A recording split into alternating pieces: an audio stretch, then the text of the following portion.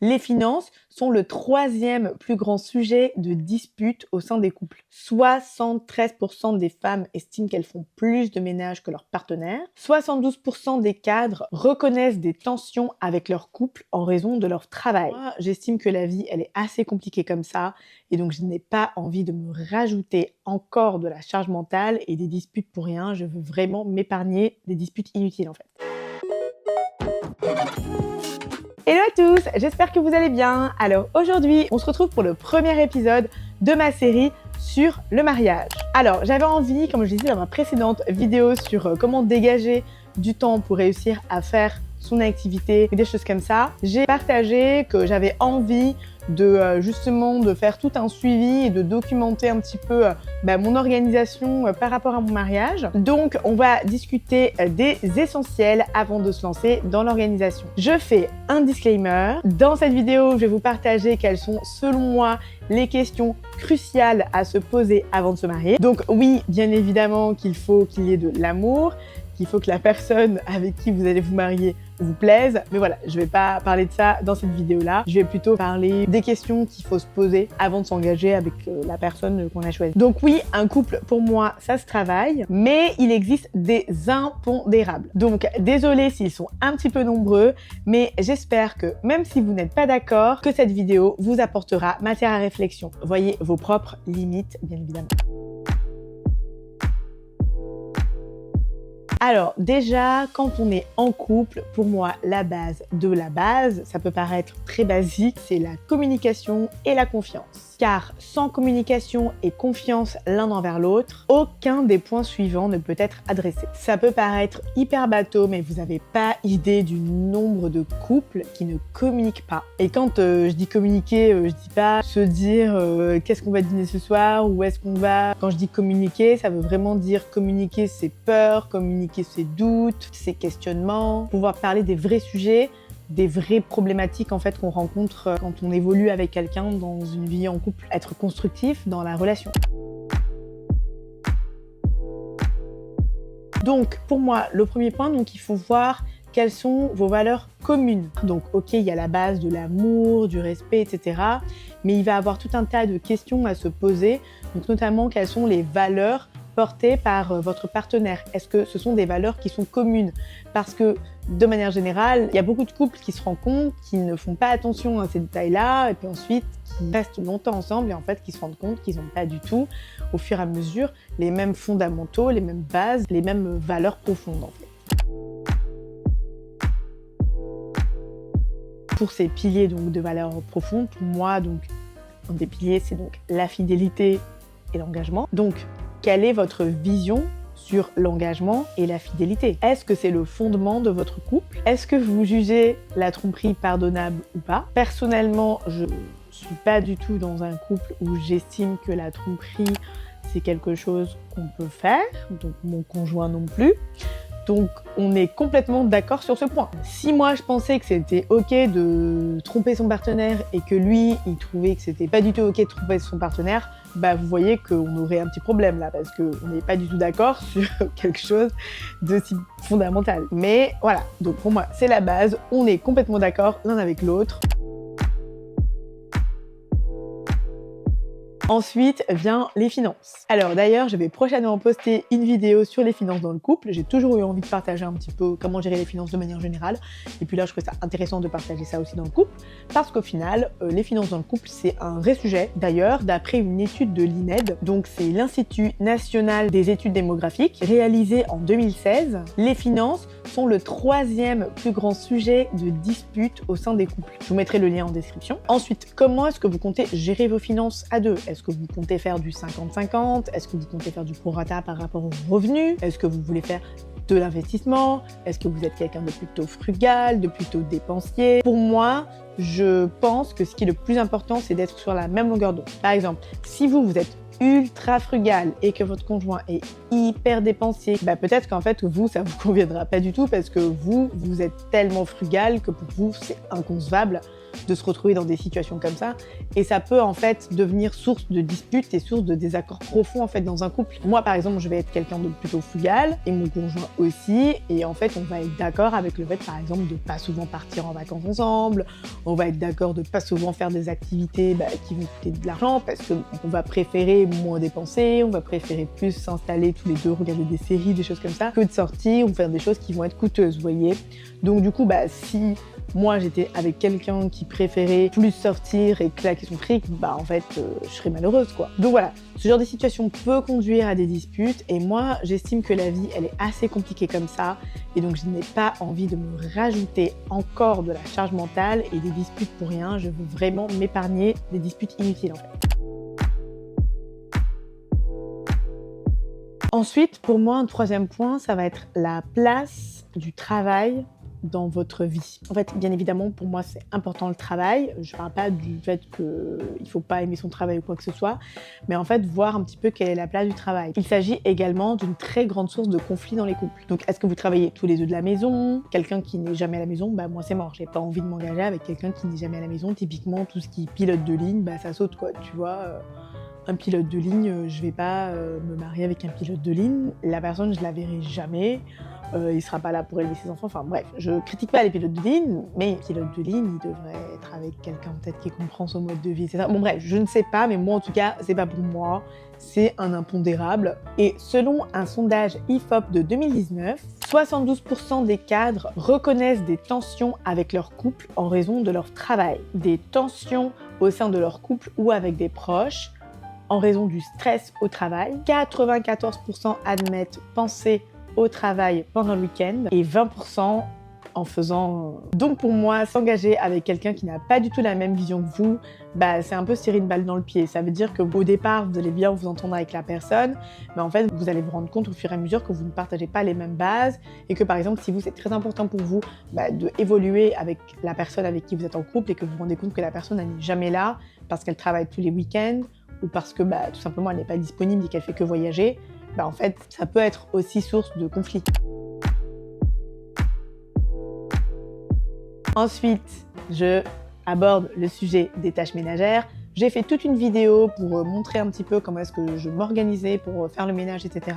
Comment s'organiser pour répartir les tâches aussi au sein du couple. Ça peut aussi servir quand vous avez un foyer. Je suppose, moi, quand on aura des enfants, on répartira également les tâches pour les enfants, pour qu'ils apprennent aussi très tôt à s'occuper de leur linge, à s'occuper de la vaisselle, à savoir comment gérer tout simplement ces aspects de leur vie, quoi. Et donc, selon une enquête IFOP pour Consolab, 73% des femmes estiment qu'elles font plus de ménage que leur partenaire. L'étude IFOP révèle également que 48% des femmes déclarent se disputer avec leur conjoint en raison des tâches ménagères. La jeune génération, donc les moins de 30 ans, qui sont plus décidés à rompre un petit peu ces inégalités-là, sont 30% à ne pas s'entendre sur la répartition des tâches. À ce sujet, les hommes sont d'accord avec les femmes à 42%. L'entretien de la maison est également donc un sujet important de conflit et souvent cause de rupture dans les couples. Si aucune mesure n'est prise pour y remédier, la charge mentale liée à la répartition des tâches ménagères est souvent un motif de rupture malheureusement. Donc, je vous conseille vivement d'aller regarder ma vidéo sur la répartition des tâches ménagères au sein du foyer.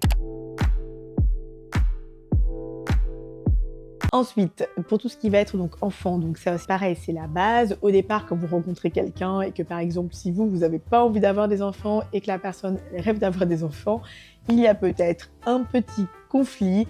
Et en fait, de se dire que peut-être la personne va changer d'avis, moi je trouve ça assez égoïste de se dire qu'on espère que la personne en face change d'avis un jour. Pourquoi? Qui est-ce que moi je suis pour faire changer d'avis la personne si elle n'a pas envie d'avoir des enfants ou si elle a envie d'avoir des enfants? Eh bien, c'est pas à moi de changer ses désirs, c'est à moi de juste ne pas essayer de rendre la personne malheureuse ou essayer de sacrifier quelque chose qui est aussi important pour moi. Donc, je pense que c'est quelque chose sur lequel il faut vraiment réfléchir. Et si la personne n'a pas envie des mêmes choses que vous, c'est peut-être pas la bonne personne. Et ensuite, sur l'éducation des enfants, je sais que nous, on n'y est pas encore aussi, mais c'est quelque chose sur lequel on échange déjà pas mal et on est déjà plutôt alignés sur pas mal de sujets sur l'éducation future de nos enfants, par exemple. Donc tout ce qui va être valeurs à inculquer, alimentation, punition, religion, tout ce qui va être vision sur le sport, sur les activités, sur la scolarité, etc. Donc pour moi, voilà, il est primordial de se poser toutes ces questions quand on est en couple parce que ça évite les mauvaises surprises et surtout ça évite de passer 10 ans avec une personne avant de se rendre compte qu'en fait la personne n'est peut-être pas faite pour nous et en fait que la personne n'a pas du tout les mêmes visions que nous en fait à la base, quoi. Si on a vu un petit peu tous ces points et que c'est ok et que du coup on décide de se fiancer pour ensuite se marier. Donc maintenant, je vais vous partager un petit peu toute l'organisation qu'il y a autour de ça, comment se lancer dans l'organisation d'un mariage. Moi, je vous avoue que j'étais hyper stressée, j'appréhendais beaucoup ce moment-là parce que je ne savais pas par où commencer. Je me disais que ça allait être trop compliqué. J'entendais beaucoup de gens autour de moi dire que c'est horrible, que c'est hyper fatigant, que c'est hyper stressant, que l'organisation du mariage, etc. Donc j'appréhendais vachement. Mais au final, avec un peu d'organisation, et bien évidemment si vous êtes avec la bonne personne, parce que moi je n'organise pas mon mariage toute seule, je l'organise avec mon fiancé et c'est beaucoup plus cool. En fait, j'ai vraiment l'impression qu'on est une team et qu'on organise notre mariage et on s'amuse beaucoup en fait. Donc voilà maintenant pour les conseils pratico-pratiques quand vous vous lancez dans l'organisation du mariage. Alors en premier lieu, un conseil tout bête que je ne connaissais pas du tout et d'ailleurs qu'on n'a pas fait mais qu'on va faire pour la suite parce que même si on l'a pas fait, c'est rattrapable et je trouve que c'est une très bonne idée, c'est de créer une adresse mail commune avec votre conjoint pour le mariage. Donc vous donnez un nom assez explicite, par exemple jacqueschillemariage@gmail.com, un truc comme ça. Et en gros, cette adresse mail qui sera plutôt explicite servira à ce que vous ne soyez pas pollué de votre adresse personnelle et surtout, vous allez voir, je ne sais pas si ça vous arrive de temps en temps, mais quand on fait des communications, par exemple, vous savez, avec la banque, avec plein d'organismes comme ça, l'agent immobilier ou des choses comme ça, en fait, on va écrire un mail, on va mettre son conjoint en copie et eux, en fait, quand ils vont répondre, ils vont pas mettre tout le monde dans la boucle et en fait, à chaque fois, ils enlèvent les gens de la boucle. Donc en fait, c'est trop chiant. Et donc, si on a une adresse mail commune, c'est beaucoup plus simple de communiquer par mail et en fait, tout le monde a le même niveau d'information à un même moment. Donc, créer une adresse mail commune, ça, je trouve que c'est super. Ensuite, un point incroyable, je ne connaissais pas du tout, c'est un site qui s'appelle mariage.net. Alors, je ne suis pas du tout sponsorisée par ce site. D'ailleurs, mariage.net, si vous passez par là et que vous voulez sponsoriser mes vidéos parce que je vais beaucoup parler de vous, parce que vous aidez beaucoup dans l'organisation du mariage, n'hésitez pas. Mais mariage.net, c'est une ressource incroyable. Alors, vous avez des onglets pour gérer votre budget, pour gérer la liste d'invités, pour faire les plantables, pour faire les faire-part. C'est incroyable, vraiment pépite ce site. Vous pouvez faire votre site internet dessus de mariage, faire que vos invités confirment. Enfin bon bref, c'est incroyable. J'y reviendrai, mais parce que là, je ne vais pas parler de toutes les features de ce site-là, mais pour le moment, voilà. Donc quand vous allez sur mariage.net, vous avez un petit peu toute la to-do list qu'il faut faire pour un mariage. C'est assez bien fait, donc ils s'accompagnent vachement là-dessus. Mais il y a quand même, voilà, 3 choses principales à faire que moi je vais vous partager, qui sont vraiment pour moi les choses les plus urgentes à faire au départ, puis après tout le reste, vous pouvez attendre un petit peu d'avoir plus de détails, quoi. Alors, déjà, en premier, il faut choisir une date. Il faut choisir une date fictive, fictif. Il faut choisir une date, voilà. Il faut que la mairie ait cette date-là. Il faut que l'église ait cette date. Si vous faites un mariage civil, un mariage religieux, donc nous, il faut qu'on dépose le dossier à la mairie, que ce soit validé par la mairie. Il faut qu'on fasse la préparation au mariage, qu'on s'inscrive à l'église et que ce soit validé par l'église. Réserver le lieu de réception. Donc, c'est pour ça que choisir la date, c'est un peu un élément assez tricky. Il faut choisir la date pour 3 des choses les plus prioritaires sans que ce soit validé. Ensuite, il faut donc retirer le dossier à la mairie. Quand vous retirez le dossier à la mairie, vous allez avoir toute une liste de documents à fournir, donc tout ce qui va être pièce d'identité, acte de naissance, etc. Ensuite, inscription à la préparation au mariage, comme je le disais, si vous faites aussi un mariage religieux. Et avant de commencer à faire les benchmarks sur les lieux de réception, il y a quelque chose que vous devez absolument faire, c'est dresser la liste des invités. Parce que lorsque vous aurez une idée du nombre d'invités que vous aurez, ça va vous orienter en fait sur le budget. Parce que nous, à la base, on était parti sur un tout petit budget.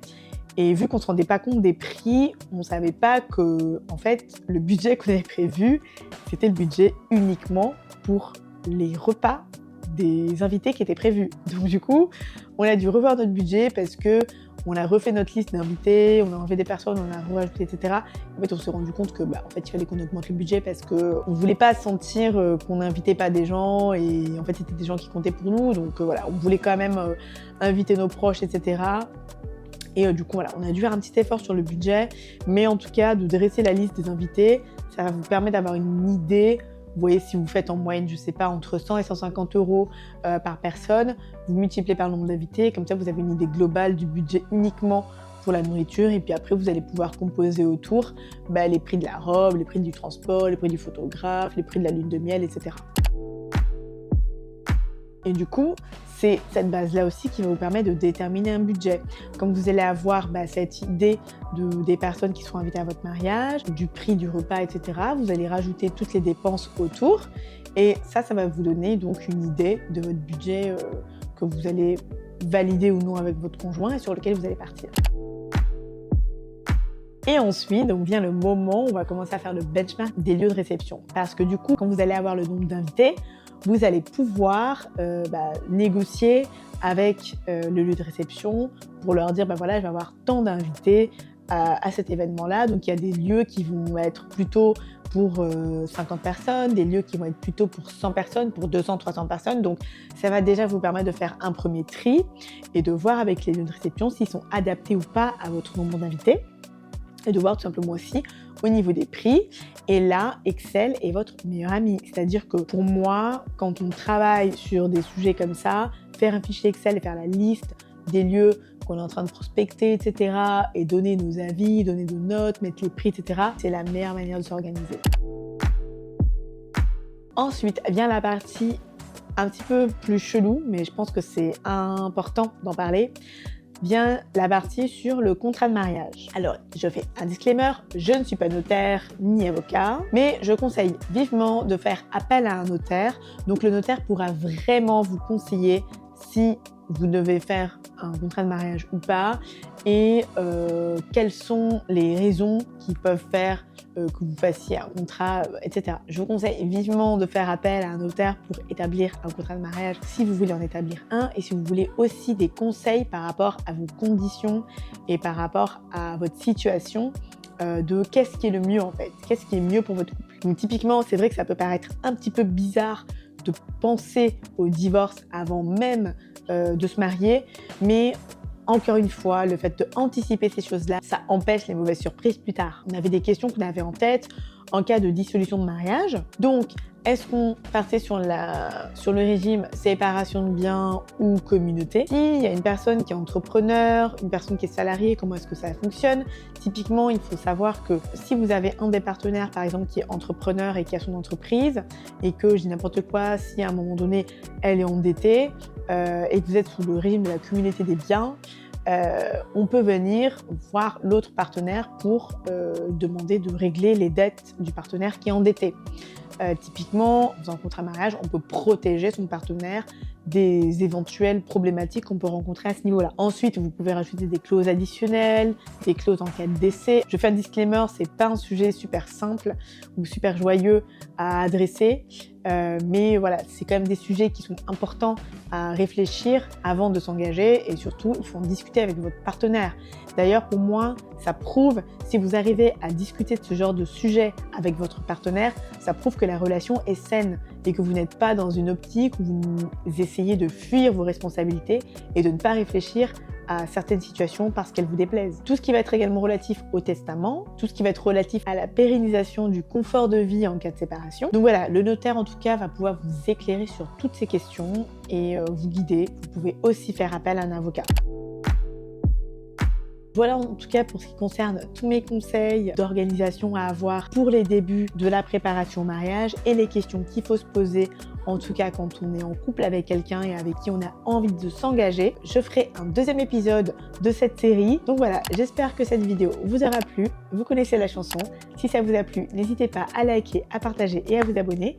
Et nous, on se retrouve la semaine prochaine pour une nouvelle vidéo. Bye!